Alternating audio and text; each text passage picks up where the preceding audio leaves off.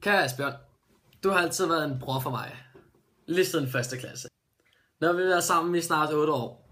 Og det har jeg sgu været rigtig glad for.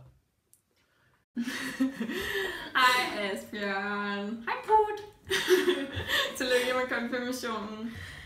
Vi har sådan lidt forskellige, vi gerne vil sige til dig. Men først vil vi starte med nogle rigtig gode historier.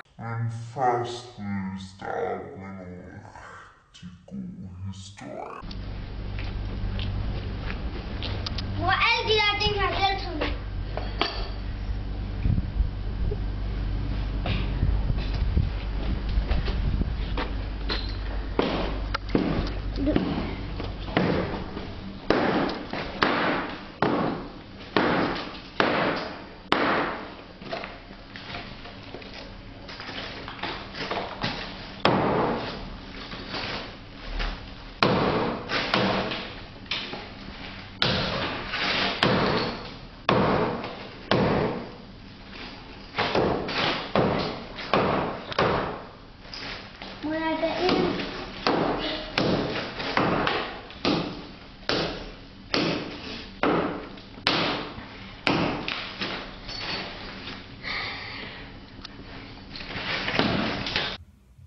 Hej Asbjørn, og tillykke med din konfirmation.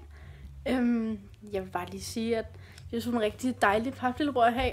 Du er rigtig sejt. Hvad er det for det her? Wow, så er det ud af stukke. Det er en lille hjælp.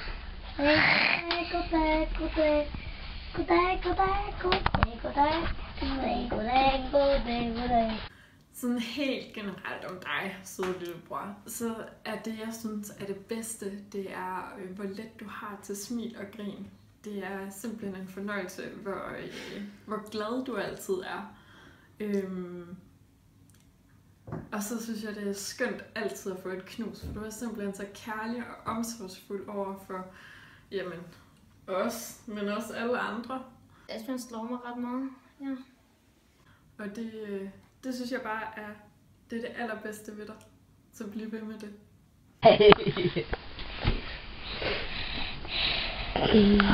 Hvis de siger, at du glæder turen til Jørgen.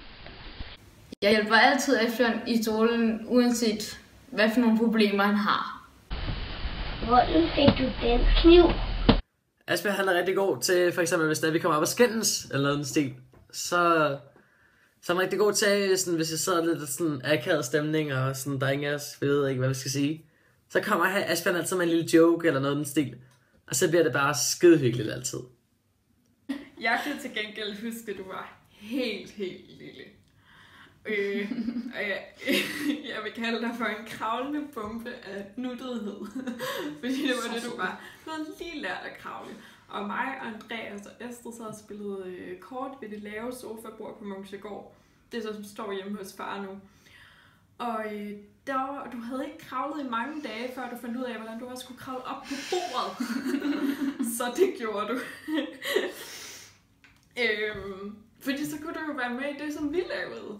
For det så spændende ud. Det var der skete noget interessant, jo. Ja. Men det var simpelthen så okay, fordi du var så sød med dine lyse, krøllede hår, og så savlede du også på en meget sød måde. Yes.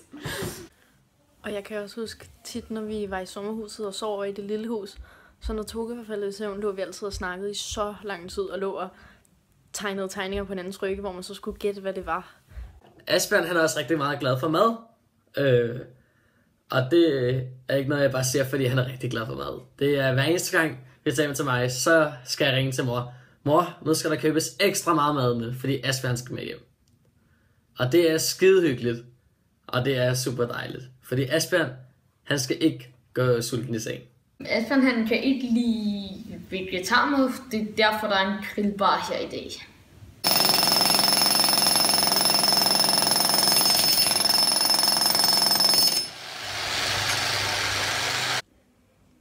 Da vi legede Bubbybjørn, trampolinen med Toge. Politi og røver inde på jeres værelse, hvor jeg hoppede ned i den der kasse, der var gået i stykker. og jeg fik et hul i foden. Og set film og spillet Sims og alle mulige hyggelige ting. Asbjørn er meget dårlig til at hjælpe i køkkener.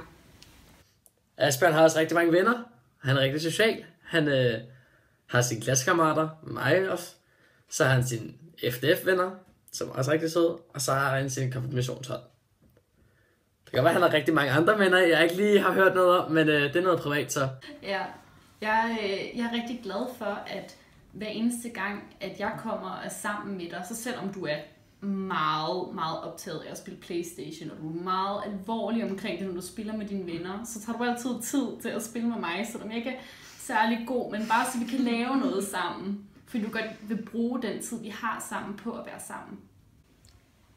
Jeg føler sådan næsten aldrig med Asbjørn, fordi jeg går meget tidligere end ham, fordi han er langsom. Du kan gå bare. Bare Asbjørn, hvad tror du? Gå bare, du kan gå.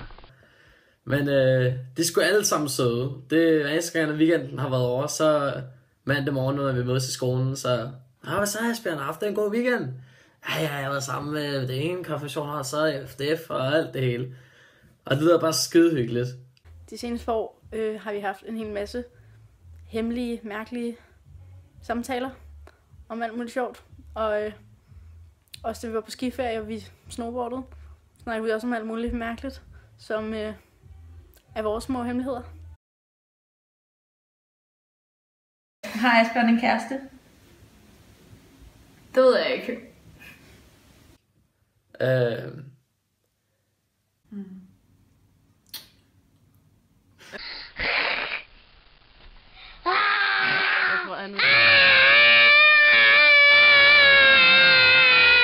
Asbjørn, det skal du bare vide, at du er altid velkommen i vores hjem. Jeg har alligevel været søskende i, ja, jeg ved ikke hvor mange år, siden børnehaven.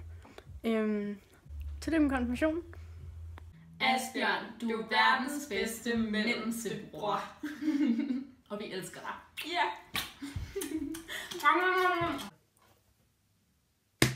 May the force be with you. Det var mærkeligt. Nej. Du må godt leve. Det skal være fjollen. Asbjørn laver aldrig mad. Eller en gang om året. Sådan højst.